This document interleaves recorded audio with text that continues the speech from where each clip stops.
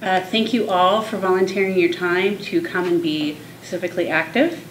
I appreciate your time. So, like I said, my name is Connie FitzPatrick. I'm running for the House of Representatives here in the 26th for position 1. I grew up here. I went to South Kitsap High School. I then went into the Navy as a third-generation naval enlistee. I was stationed abroad on the East Coast, and my reserve duty was at base Pearl Harbor. I was a torpedoman's mate, 3rd class, and it was great. I got to learn something completely new. It was a lot of engineering, and so it stretched my brain. I also got to meet and work with folks from varied backgrounds and work together towards a common goal.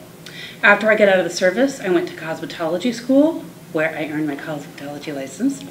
I built up my clientele over the course of about 5 years, and I've been running my own small business for 10 years. In that time, I've also been volunteering in my son's school, in the classroom, as well as on the PTO, which meant fundraisers for the student body, as well as Teacher Appreciation Week. And in that, I really saw the inequities that exist in our education system, and I saw a disconnect with our current legislation. The idea that there are folks in my district that do not support our schools or the school bonds recently that have failed is unacceptable to me. The idea that there are folks that are in power that create hostile work environments and yet are allowed to remain in power is unacceptable to me. I believe that it's time that we bring back respect and inclusivity back to the entire district. I'm a wife, a mother, a small business owner, and a veteran. I believe that this is not the country that I served, and so I want to do my part to make it that country. Thank you so much for your time today, and thank you for being here. All right. Well, it's definitely some of the stuff we want to talk about, especially education and some of those issues. Explain to me what you mean by the inequalities or inequities you saw in the elementary schools that your son goes to, and what that means for the legislature. So, the inequities across the board, seeing kids that are needing that breakfast before the bell, seeing the amount of children that need lunch assistance or free lunch, and also on the education. In particularly, our school district, the Peninsula School District, a lot of the buildings, the structures themselves are becoming unsafe. There are buckets in several classrooms that are catching leaks from roofs, and that's not okay. You know, what if a child gets injured? It could create mold problems as well. Also, we're overcrowded. We have teachers, high qualified teachers, that are going from classroom or hallways on carts and are teaching in hallways. So one bond just failed. South Kitsap, of course, has failed several times now, right, as far as building a new high school. Yes. What do you think the next step is for those districts? And from a legislative perspective, how do you help solve that problem of buildings? So what I propose is, when I get to Olympia, is addressing the 60% supermajority and changing that to a 50+1. At the end of the day, through both of the bonds, both the South Kitsap High School bond and the recent Peninsula School District bond, they felt just barely short of that 60% requirement. So it tells me that the voters really wanted this to pass. The majority of the people that voted wanted this for the school districts, and the minority wins. That's not fair. And so I believe that at the end of the day, if we do get to change it to a 60% supermajority, it has to pass in the legislature with a 2/3 majority. So the voters and constituents will have the opportunity to talk to their representatives and voice their opinions if it does get the chance to be changed. But I think that's one way. Another way, our tax code in Washington State is one of the most regressive in the country, and I feel that what we need to do is take it apart and look at things that are not working and focus that onto programs that need our support. Go a little deeper on the regressive tax code and the need to, you said take it apart. What do you mean by that? So it's just like your household budget. You have X amount of dollars to work with from month to month, and say your car breaks down or you need to find some extra money. So you need to look within your budget at things that might be superfluous, maybe your daily coffee or something to that effect. The same thing applies, but on a larger scale, for the Washington State tax code. We need to look at where all of our money is coming in from, where it's going to, and look at the programs that are just need either less support or we need to do away with them and then focus them into education, transportation, and other programs that need our assistance. What do you see when you look at the state priorities, maybe something that's getting a larger share than it could be or should be? Where would you start to look at where, I mean, you're talking about this as a spending question. Right. What are the places you see that? Where do I see that we're spending too much money? Yeah. That's a great question. I don't know the answer because I am not in the legislature and I don't know all the particulars of where all that money is going, but I feel like it does need to get torn apart and then put back together. When you say tear it apart, do you also indicate tearing the revenue part of it down and then restructuring how we collect taxes or collect them differently? I'm actually looking at just the things that are being funded currently. So you don't kind of support any notion of an income tax or a capital gains tax or any changes like that? No. Okay. One of the things, well, No, Paula, we have some other school questions. Yeah. I want to stay on the school one for a minute. You mentioned the inequity in terms of the students. Any kid who qualifies to get a free lunch or breakfast, you probably aware of that. Right. And by the way, thank you for your service in their, in your naval service and being a PTA or a PTO mom. It's great. Thank you. So, as far as back to the supermajority, that's an interesting point. And what that.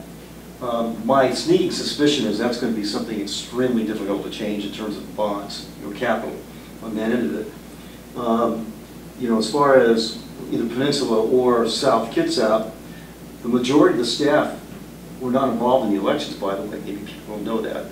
So I mean, we're talking about a handful of votes that could have made the difference in pushing it over, right? Not 59 point whatever percent it was is pretty darn close. Yes. So maybe there's other ways to look at getting that 60% majority, super majority, as opposed to trying to go a 2/3. Good luck with that one, right?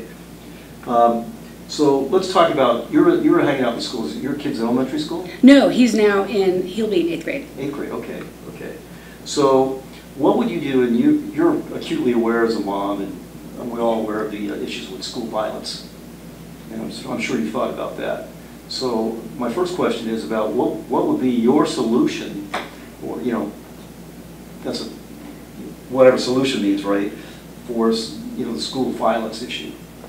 School violence as. Well, we're talking about we've had school violence. I'll extend it from either gun violence to bullying. How would you take a look at dealing with school violence issues?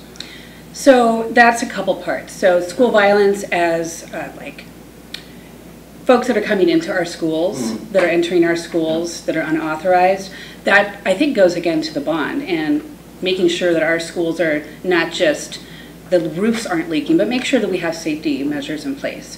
The other piece to that for bullying is preventative programs that are more inclusive and talking to the students and having more group activities for the kids and making it more, making them feel more comfortable talking about the issue so we can address it.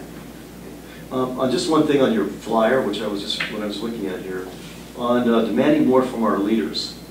Your last statement says, "We'll restore the moral and ethical balance." What does that mean to you in terms of when I read that? I'm not sure what you're referring to. Can you expound on that one a little bit? I sure can. I'm sure you all are aware that my opponent has been had some issues with his work, his office, and his environment that he creates, a hostile work environment.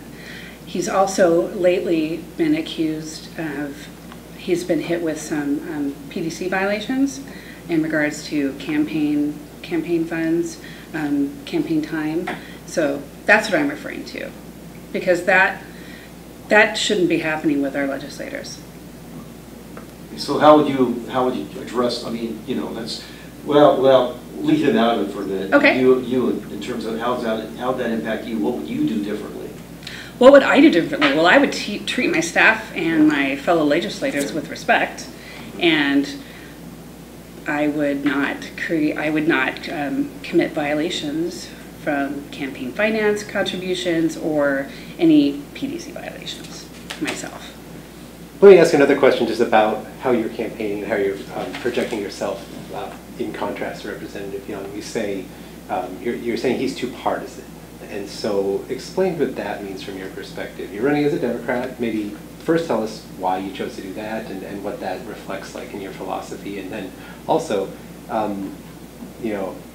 you get along with the other side better than someone who's more partisan would.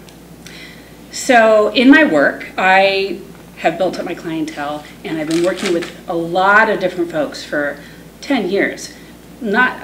People that don't agree with me. And so I have to listen to a lot of different opinions. I was raised by Republicans, very strong Republicans, but I've also lived and found that social programs really need to be supported. And so I think that that's why I'm a Democrat. What was the other part of your question? The other part was, if you're sitting down there, how are you going to be someone who can work with the other side, but also think independently and not just, and maybe which issues which issues you could see yourself agreeing with Republicans on?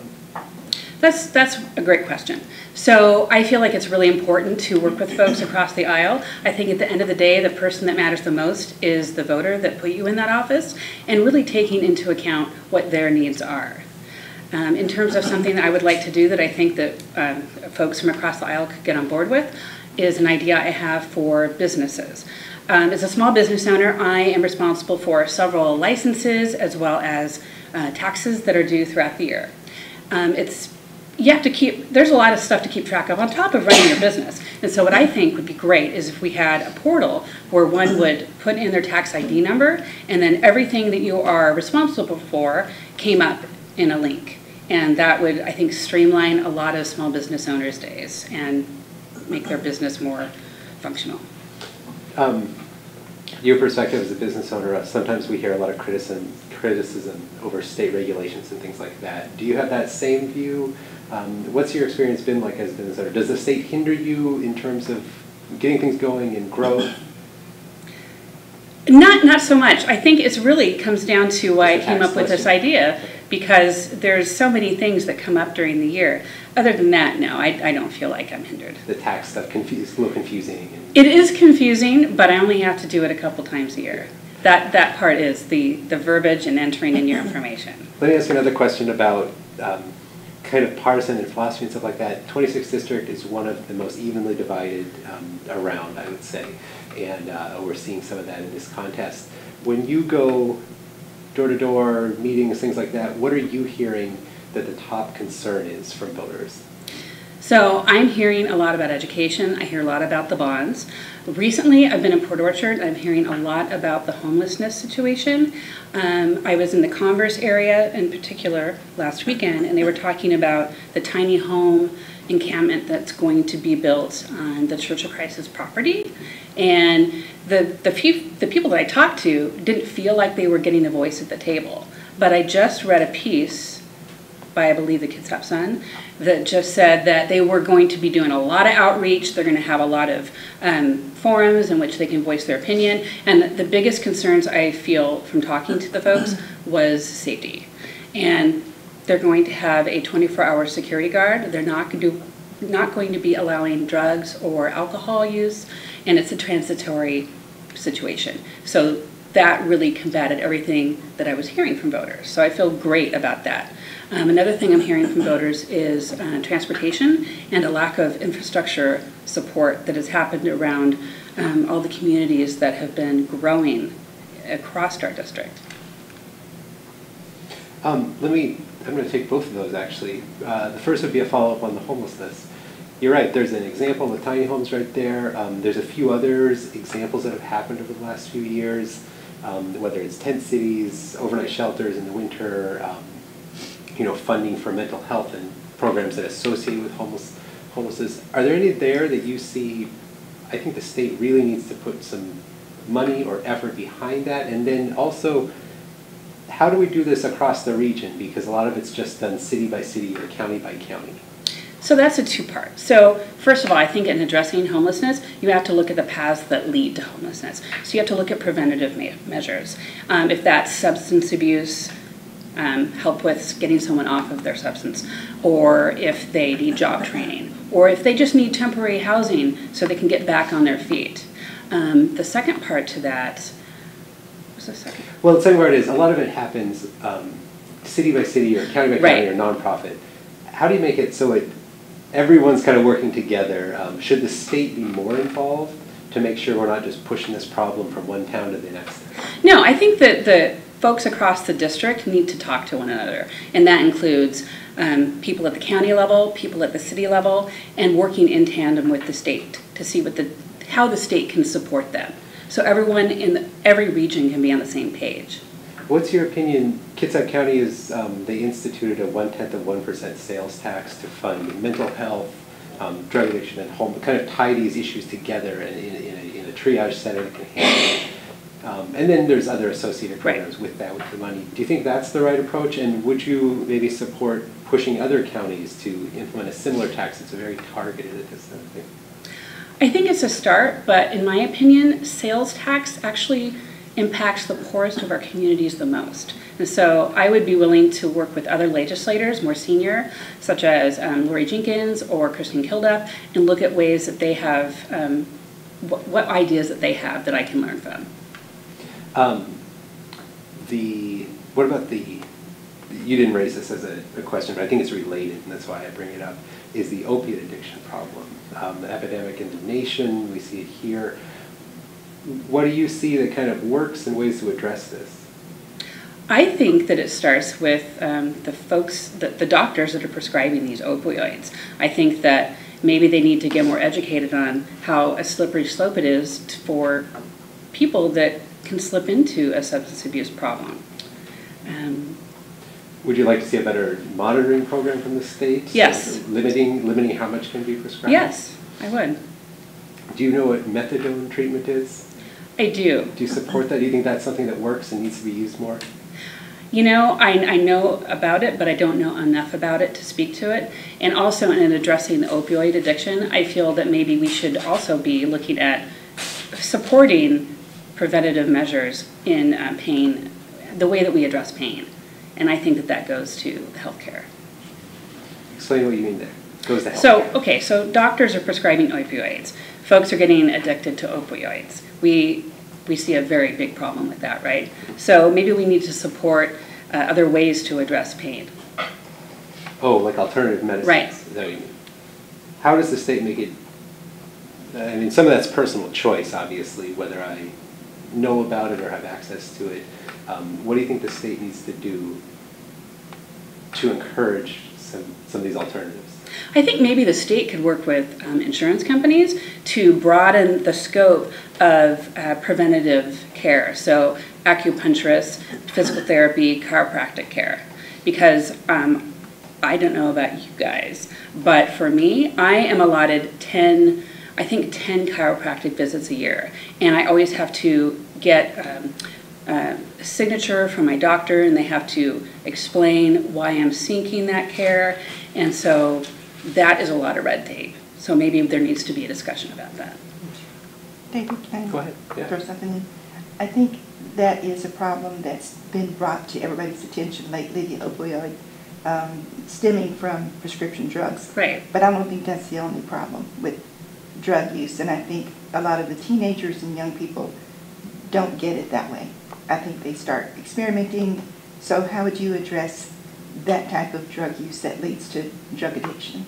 I think a really good way to address that is after-school programs and keeping these kids busy, getting them active with community service, maybe investing more money in the after-school programs, sports activities, because that gives them another focus and would keep them, not sitting at home and, playing on their video games and wondering how could I feel better about this, that, or the other thing. They'd have a different focus. It would create community too.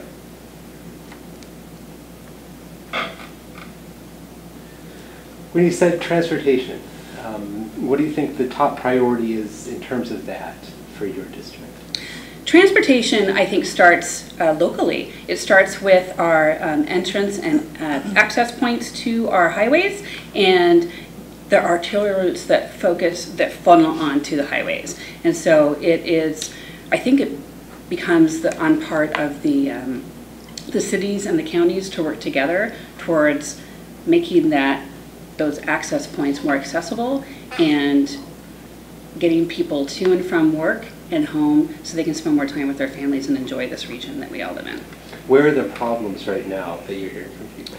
I'm experiencing it myself on the Woolachet exit, the Olympic Drive, Burnham, and also Sydney and Sedgwick, on both ends of Sydney and Sedgwick.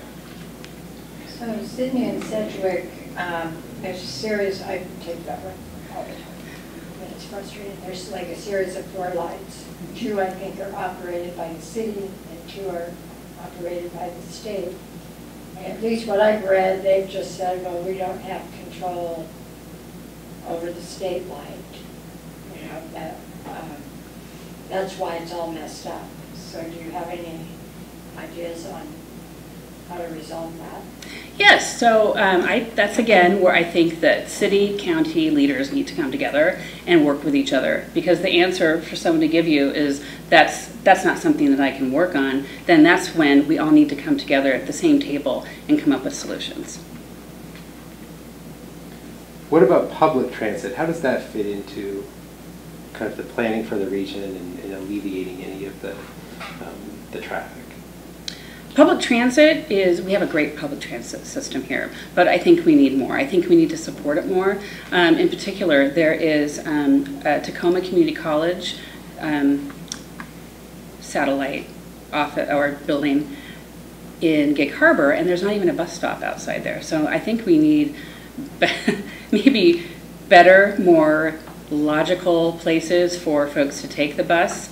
I think we need more shuttles for folks to get to and from park and rides to the ferries, because then we would facilitate folks getting on our water highways. There's an idea to offer an exemption for certain vehicles crossing the Tacoma Narrows Bridge. Do you know about this? I think I've heard a little bit about that.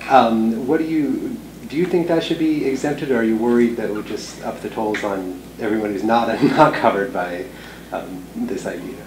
I think it's a very slippery slope. I think that while it sounds good in theory, I think that then other people are going to start asking for an exemption as well. So you are not in favor? I am not in offering favor of those that. Exemptions. What's your opinion of the Narrows Bridge? There's a reserve fund that they've been required to keep. There's some criticism that reserve fund keeps the tolls a little artificially high. Do you have an opinion on that at all? Are you talking about the latest restructuring of the loan for the bridge? Kind of, yeah. It has to do with that and how they say they say this much money has to be kept over here, so it can't be used just to pay off the bridge.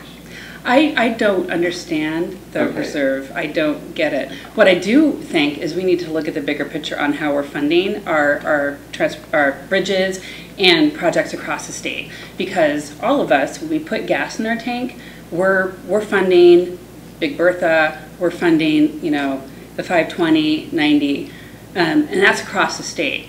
But every time folks in our district cross the bridge, we're paying for the bridge. We pay for the bridge in our district, but not everyone across the state helps pay for our bridge, and I think that's not right, and that needs to be fixed.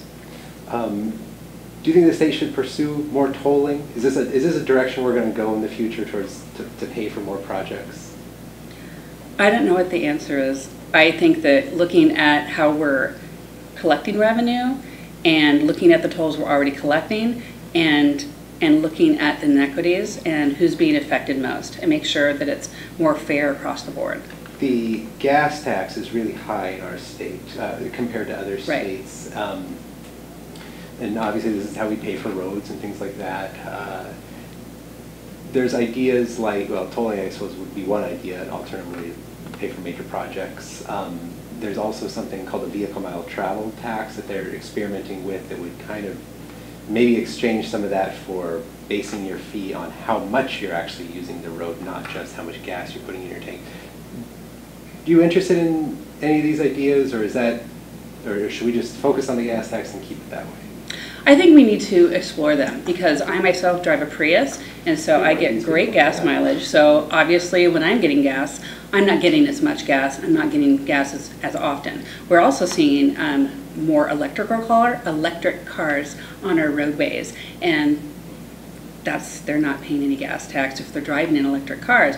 So I think that we need to look at the whole picture of what the gas tax contributes, and if that means maybe raising car tabs on energy efficient cars.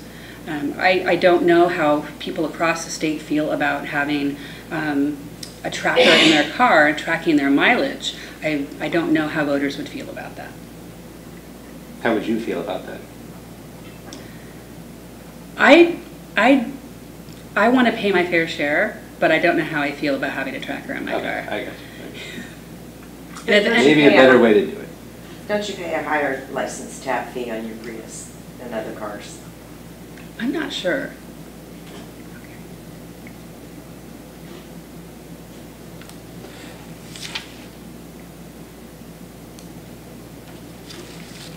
What else are we asking about? Well, Answering these very quickly. I think she pretty much covered the stuff we normally talk about. That's good. No, I got one. We didn't get through all our education things that we talked about. We got kind of sidetracked on that stuff.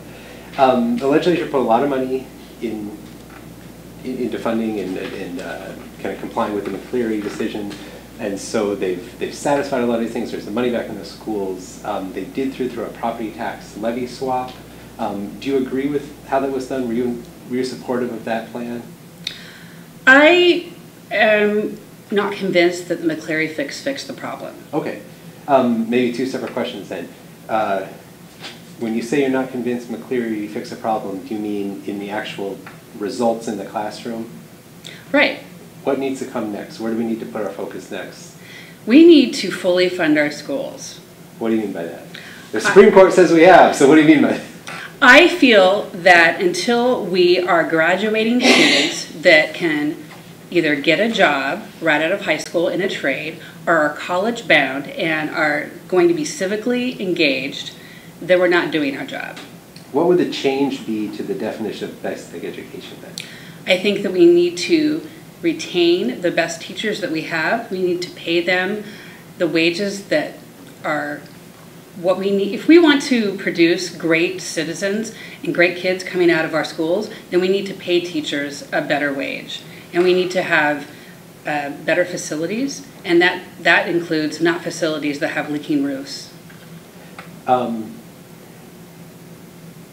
Would negotiating with teachers over their wages statewide make more sense? Right now they go district by district. I don't believe that that would be the answer. I believe that the teachers need to be able to negotiate their contracts in their district. So if we're going to pay them more, going to improve the schools and whatever other achievements kind of you're thinking we're missing right now, is there enough money to do that? They've worked really hard to, pulling in as much as they can, or what's the solution? I believe that if the state comes down with a mandate, then they need to fund it. What are the things now? You talked about teacher salaries, but what about for kids? The state said this defines basic education. We now check those boxes. Is there something you think is missing from that? Yes, I believe that we're not graduating students that are ready for the workforce. I don't believe that we're doing that job. How will you know that you're doing that job? How do you measure it? How do you hold them accountable then? I believe that we do a study. We look at what's really happening in our schools. What's missing from our education system that is holding those kids back? Critical thinking and STEM programs. I think we need to invest more money into our STEM programs to get them to be competitive in the workforce. And we also need to have great trade school programs. I attended KPVSC, which is now West Sound Tech. I feel great about the education that I got there, and it put me in my career that I am in today.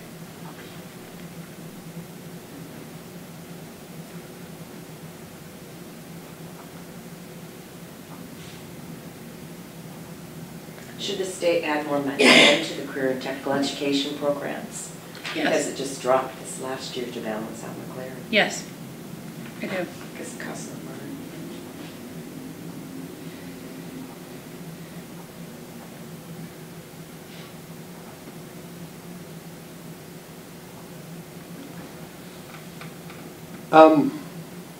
What do you think would be the most helpful thing to revitalize the, not revitalize, the 26th district is, it's obviously growing business-wise and it's really healthy, but what's the best thing for economic development in your area? What's the best thing the state could do? The best thing for economic development is to support trades, is to support businesses, is to support educational programs that lead to those jobs. And that would kind of, I guess that's a follow-up on what you're saying. What are the trades need, other than the education on the younger side? What is it that needs to be supported in the trades to encourage them?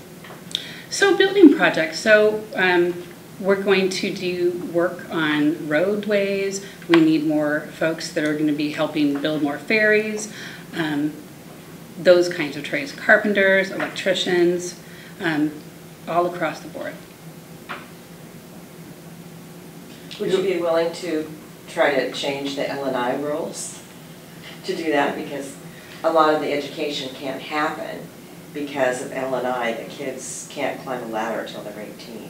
So you can't learn how to build a small house because you can't climb a ladder.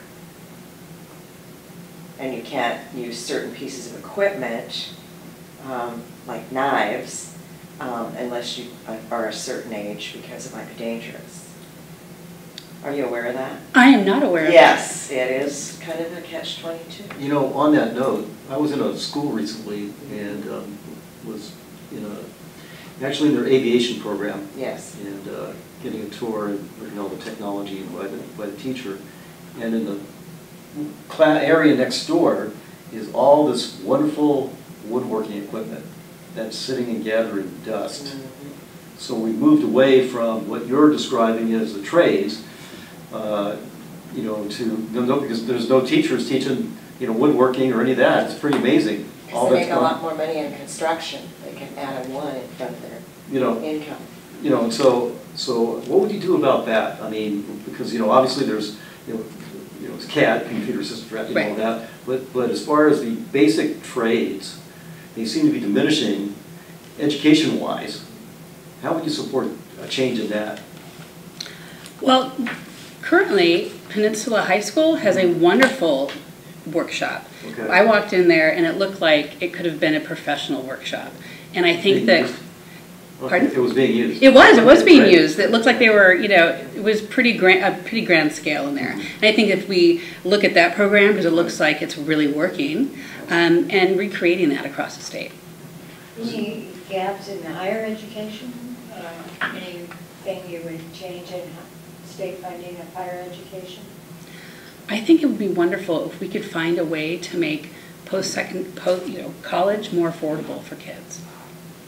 And if that means investing more in our Running Start programs, if that means getting information out to more parents at an earlier age for their kids, getting the information out to parents when their kids are younger, or maybe the state working with schools, the education system, to facilitate that. Yeah. So if you're a high school student and you do Running Start, the high school doesn't get any funding for that student. Are you aware of that? The money goes directly to the college. So if that student wants to use the library, get counseling, do the sports system, they're not funded. The money goes directly to the college, whether the student has success or not.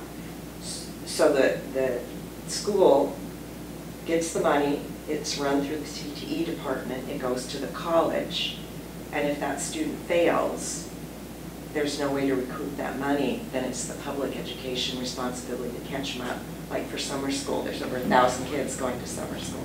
Are you aware of that? I am not aware of that. That is something that we need to look at, because... Is that if they're full-time? Yeah, yeah. If they share it, where does it go? The majority goes to the college. The call. Yeah. If they're split.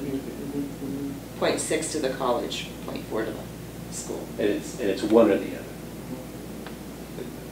I didn't know that, thank you. Yeah, yeah, we face that a lot in Bainbridge and CK, actually.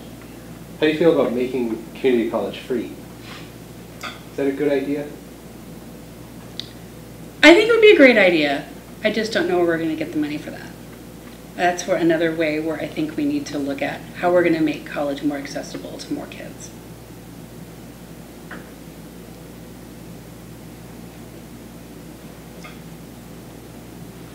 Connie, what was it that motivated you?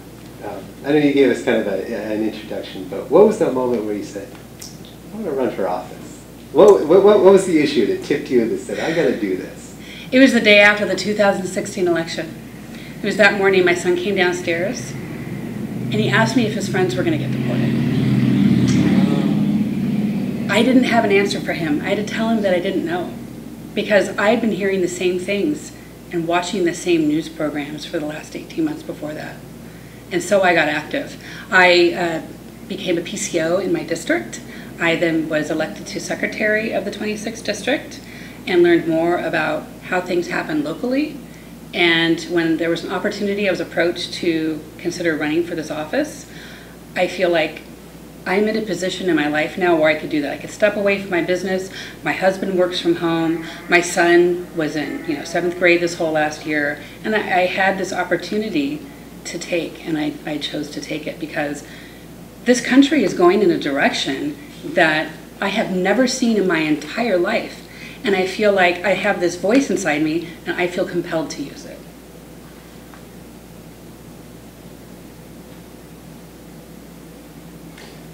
And what do you think, again, it's just a personal question.